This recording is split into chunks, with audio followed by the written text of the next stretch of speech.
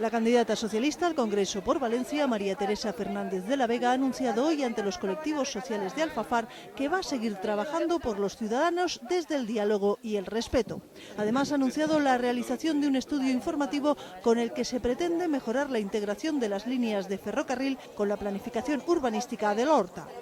Junto al AVE Madrid-Valencia, que llegará en el 2010, vamos a conseguir que la comunidad tenga unas vías de comunicación, el eje mediterráneo, la comunicación de transportes también con Madrid y que además espero que podamos suscribir un convenio de ferrocarriles con la Comunidad Valenciana para que también mejoren todas las infraestructuras de cercanías, para modernizar